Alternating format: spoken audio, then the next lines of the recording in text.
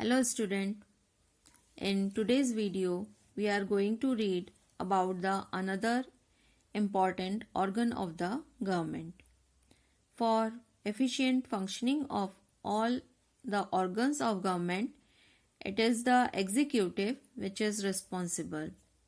In our country, we have federal form of government, therefore executive is of two types, that is central executive for central administration and state executive for the state administration. The central executive comprises of president, prime minister and cabinet of minister. तो अगर हम central executive की बात करें तो हमारे यहाँ federal form of government हम लोग पहले ही पढ़ चुके हैं. Federal form of government means क्या है कि हमारे यहाँ पे जो पावर्स हैं वो सेंट्रल गवर्नमेंट और स्टेट गवर्नमेंट में डिवाइड किया गया है. और सेंट्रल गवर्नमेंट में जो एग्जीक्यूटिव्स हैं वो कौन है? प्रेसिडेंट हैं, प्राइम मिनिस्टर हैं और कैबिनेट ऑफ मिनिस्टर है. फर्स्ट प्रेसिडेंट ऑफ इंडिया कौन थे? Doctor Rajendra Prasad. And the first prime minister was Pandit Jawaharlal Nehru. अगर हम प्रेजेंट कंडीशन की बात करें तो आज जो है वो हमारे प्रेसिडेंट ऑफ इंडिया कौन है? Mister Ramnath Kovind. While the prime minister is mister Narendra Modi. तो इस तरीके से हम अभी जो पढ़ेंगे वो सेंट्रल गवर्नमेंट में जो एग्जीक्यूटिव पोर्शन है उसके बारे में पहले हम स्टडी करेंगे. उसके बाद हम स्टेट गवर्नमेंट के जो एग्जीक्यूटिव हैं उनको आगे स्टडी किया जाएगा. तो आज के वीडियो में हम लोग जो देखेंगे वो प्रेसिडेंट और उनके पावर्स के बारे में देखेंगे. So the president is the head of Indian union. The president is the elected by electoral college. It comprises member of both house and members of the state legislative assemblies. तो जो India के president होते हैं वो first citizen of country कहलाते हैं. और यहाँ पे उनकी क्वालिफिकेशन दी हुई है कि एक पर्सन अगर प्रेसिडेंट ऑफ इंडिया है तो उनको उनकी क्वालिफिकेशन क्या होनी चाहिए. उसमें फर्स्ट क्या दिया हुआ है? He or she should be citizen of India. He or she should have attained 35 years of age. Should have qualification to become member of parliament and should not be on any office of profit in the union or any state government. तो यहाँ पे qualification आपने देखा. First qualification क्या दिया हुआ है कि वो इंडियन सिटीजन होने चाहिए. एज लिमिट यहाँ पे ध्यान दें आप लोग. हमने अभी लोकसभा राज्यसभा मेंबर्स के एज लिमिट के बारे में स्टडी की हुई है. तो इंडिया के प्रेसिडेंट के लिए एज लिमिट कितनी दी हुई है? 35 इयर्स दी हुई है. साथ ही साथ क्या दिया हुआ है कि उनमें क्वालिफिकेशन होने चाहिए. मेंबर ऑफ पार्लियामेंट के हाउस ऑफ पीपल के बारे में आपने पढ़ा हुआ है. और जो राज्यसभा या लोकसभा इनके मेंबर्स की जो क्वालिफिकेशन है वो भी क्लियर होने चाहिए. साथ ही साथ यूनियन गवर्नमेंट या स्टेट गवर्नमेंट में किसी ऑफिस ऑफ प्रॉफिट में वो नहीं होना चाहिए. अब हम देखेंगे important points, that is power of president. So according to the constitution, all the power of central executive vests in the president. He or she will use those power or cause to be used by the subordinate staff. As per 42nd amendment of constitution, it has been provided that the president shall function only according to advice of the cabinet and such advice shall be binding upon him. तो कई तरह के powers या main जो executive power दिए हुए हैं वो प्रेसिडेंट के पास ही दिए हुए हैं. लेकिन एक अमेंडमेंट किया गया था, 42nd अमेंडमेंट जो हुआ था उसमें कॉन्स्टिट्यूशन ने कहा हुआ है president shall function only according to the advice of the cabinet. तो प्रेसिडेंट जो भी वर्कआउट करेंगे वो कैबिनेट से एडवाइस लेकर ही काम करेंगे। तो नॉर्मली जो प्रेसिडेंट के पावर हैं उनको 2 पार्ट्स में डिवाइड किया गया है। वो है अंडर ऑर्डिनरी कंडीशन और powers during peace time and under extra ordinary condition और पावर्स ड्यूरिंग इमरजेंसी। तो पीस टाइम यानी शांति का समय, जिस समय कोई परेशानी नहीं है उस समय प्रेसिडेंट के क्या पावर है, और पावर इमरजेंसी अगर लगी हुई है, इनके बारे में हम लोग अभी स्टडी करेंगे, तो उस कंडीशन में एक्स्ट्रा ऑर्डिनरी पावर प्रेसिडेंट को क्या प्रोवाइड किए गए हैं, इनके बारे में डिटेल स्टडी अब हम करेंगे। So power of the president, उसमें फर्स्ट है appointment of the prime minister and the other minister. तो जब इलेक्शन होता है हाउस ऑफ पीपल में, तो प्रेसिडेंट जो हाउस ऑफ पीपल के लीडर होते हैं उनको प्राइम मिनिस्टर अपॉइंट करते हैं, और फिर प्राइम मिनिस्टर के एडवाइस पे या उनसे जब बात होती है उनसे कोऑर्डिनेट करके प्रेसिडेंट जो अदर कैबिनेट ऑफ मिनिस्टर हैं उनकी अपॉइंटमेंट करते हैं। तो प्राइम मिनिस्टर और अदर मिनिस्टर को अपॉइंट करने का वर्क किनका रहता है, प्रेसिडेंट का। Next is work relating to appointments. तो प्रेसिडेंट कई तरह के अपॉइंटमेंट करता है, उसमें उनका और भी अपॉइंटमेंट है जो वो करते हैं, वो ध्यान दें सभी। Governor of states, ambassadors of foreign countries, attorney general of India, chairman and members of UPSC, controller and auditor of India, officer of other important post. The president make appointment only on the advice of the prime minister and the council of minister. तो इतने सारे appointments जो हैं वो कौन करते हैं, president करते हैं, लेकिन प्रेसिडेंट अकेले डिसीजन नहीं लेते हैं, वो प्राइम मिनिस्टर और काउंसिल ऑफ मिनिस्टर के एडवाइस से ही वर्क करते हैं। Next important point, legislative power. So president is an integral part of parliament. The president has following powers in respect of the legislature. First one is to summon the parliament to hold session, to adjourn it, to dissolve it. तो parliament के अगर session बुलाना है या उसको कुछ समय के लिए एडजर्न करना है या डिसॉल्व करना है, ये पावर केवल किसके पास है, प्रेसिडेंट के पास है। जब भी इलेक्शन होता है या कोई सेशन स्टार्ट हो रहा है पार्लियामेंट का, तो उस समय कंबाइंड हाउस को एड्रेस करते हैं यानी उस समय उनका भाषण होता है।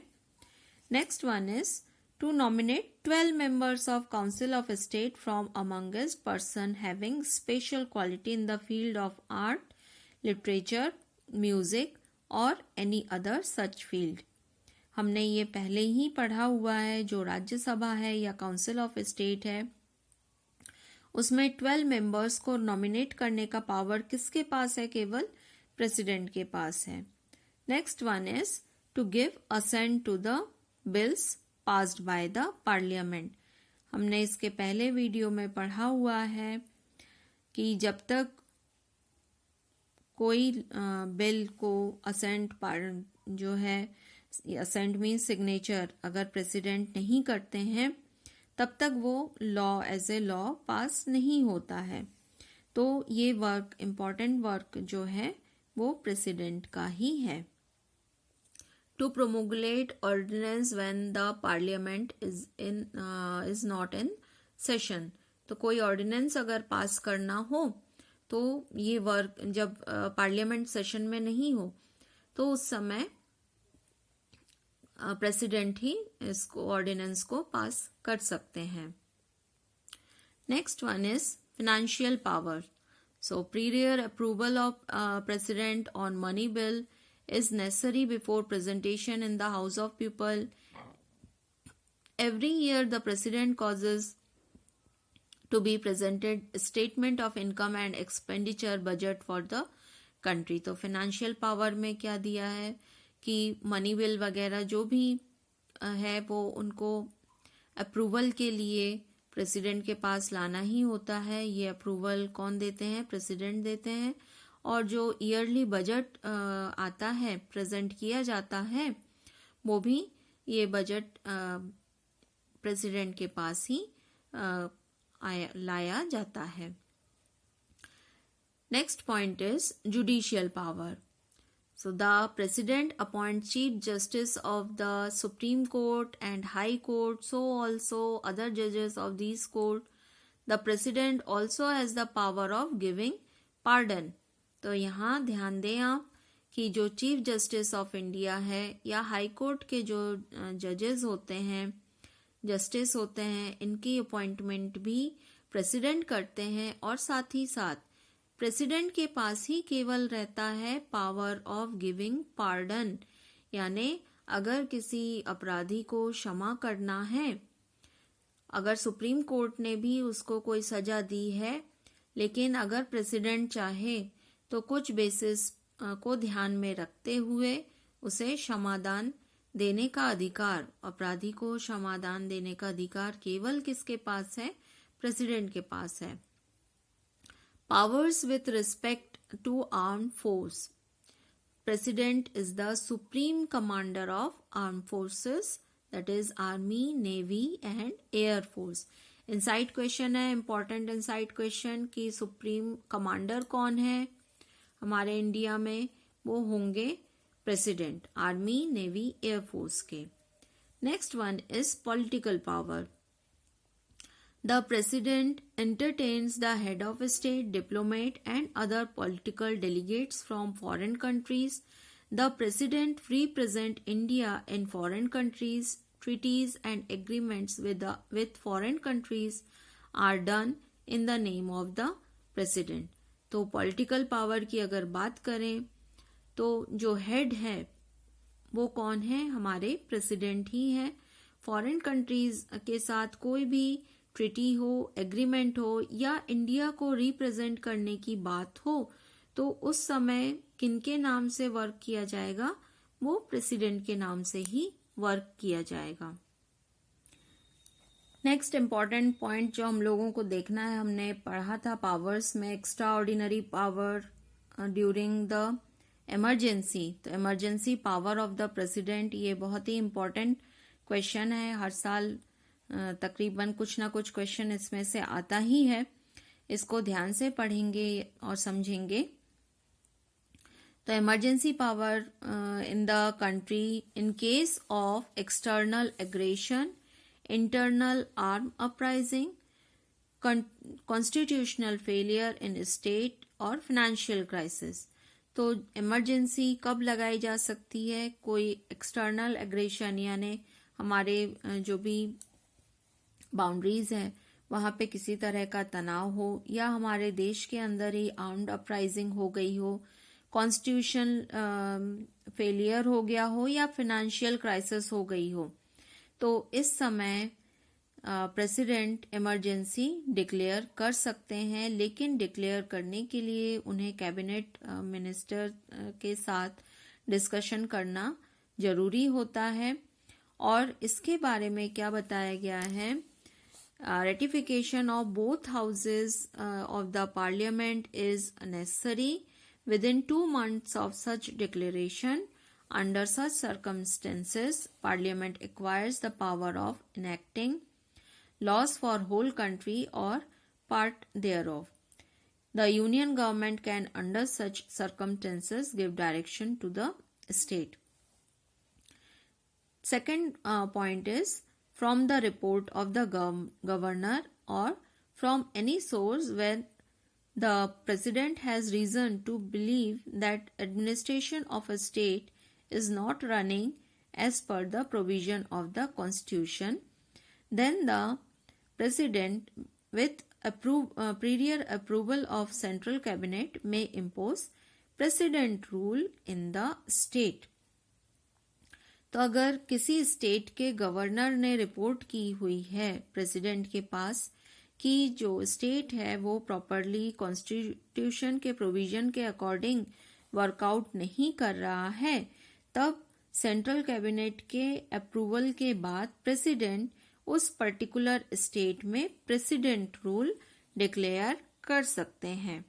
सो approval of the both house of parliament is necessary on such declaration within 2 months of such declaration. During this period, complete or partial administration of state comes in the hand of the president. He or she may delegate the power of administration to the governor. तो इस समय जो administrative power होता है वो president के पास आ जाता है, या फिर उसको जो डेलीगेट करने का काम होता है वो गवर्नर के पास होता है। तो फर्स्ट पॉइंट हमने क्या देखा, इमरजेंसी डिक्लेयर की जा सकती है कब, जब external aggression, internal uprising, constitution failure और फाइनेंशियल क्राइसिस हो, इस समय इमरजेंसी डिक्लेयर होगी। सेकंड, प्रेसिडेंट रूल कब डिक्लेयर होगा, जब गवर्नर ने रिपोर्ट की हुई है प्रेसिडेंट के पास कि जो स्टेट है वो प्रॉपरली कॉन्स्टिट्यूशन के अकॉर्डिंग वर्क नहीं कर रहा है, तब प्रेसिडेंट रूल इम्पोज किया जाएगा और उस समय एडमिनिस्ट्रेटिव पावर उस स्टेट के गवर्नर के पास आ जाता है। Third point is when the president has reason to believe that severe financial emergency has arisen in the country, he or she may impose financial emergency in the country. अगर financial condition देश की अच्छी ना हो, उस condition में president financial emergency लगा सकते हैं, और भाग्यवश अभी तक ये फाइनेंशियल इमरजेंसी भारत में नहीं लगी है। तो ये इम्पॉर्टेंट पॉइंट है कि आज तक फाइनेंशियल इमरजेंसी भारत में नहीं लगाई गई है, प्रेसिडेंट ने फाइनेंशियल इमरजेंसी नहीं लगाई है।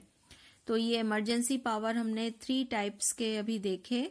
इमरजेंसी किस तरह का, external aggression, internal uprising, constitution failure in the state और फाइनेंशियल क्राइसिस, इस समय इमरजेंसी डिक्लेयर किया जा सकता है।